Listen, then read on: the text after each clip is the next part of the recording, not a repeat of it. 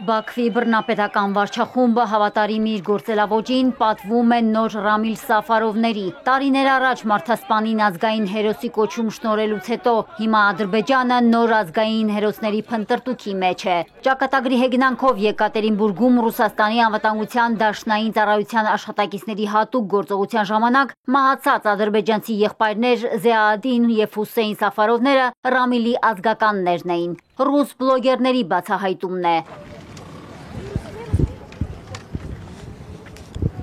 Բաքուն դրա մասին առայժմ լռում է, բայց աղաղակում է, թե ինչ պատվով են դիմավորել Սաֆարով եղբայրների դիերը։ Ռուսական կողմը պնդում է, որ եղբայրները չեն սպանվել, առողջական խնդիրներ են ունեցել և ռեյդի ժամանակ չի դիմացել նրանց սիրտը։ Բաքվում չեն վստահում Մոսկվայի վարկածին, անցկացրել են սեփական դատաբժշկական քննությունը։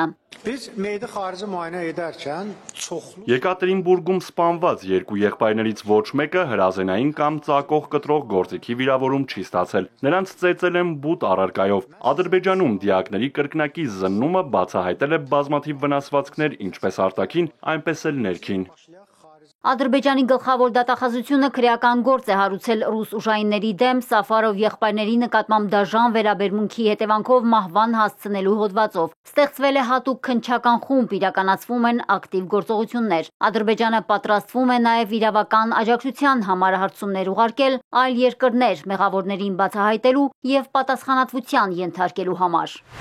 Մոսկվա-Բաքու հարաբերությունների անդունդը խորանում է ժամ առ ժամ։ Վրեժի ծարավն Ադրբեջանի իշխանական ամենաբարձր օղակներին ստիպել է գնալ պատասխան քայլի։ Իրավապահները խուզարկության նպատակով Սպուտնիկ Ադրբեջանի գրասենյակում էին։ Հիմնավորումն իբր այն է, որ լրատվամիջոցի հավատարմագրումը կասեցվել է 2025 թվականի փետրվարին, սակայն այն շարունակել է գործել անօրինական ֆինանսավորման միջոցով։ Ավելի ուշ Սպուտնիկից հայտնել էին, որ անհեթեթ մեղադրանքներով բերման է ենթարկվել երկու ռուս լրագրող, որոնք իբր անվտանգության դաշնային ծառայության գործակալներ են։ Բաքվում բերման է ենթարկվել նաև Ռապտլի գործակալության աշխատակիցը, որը տեսագրել էր Սպուտնիկի խուզարկությունը։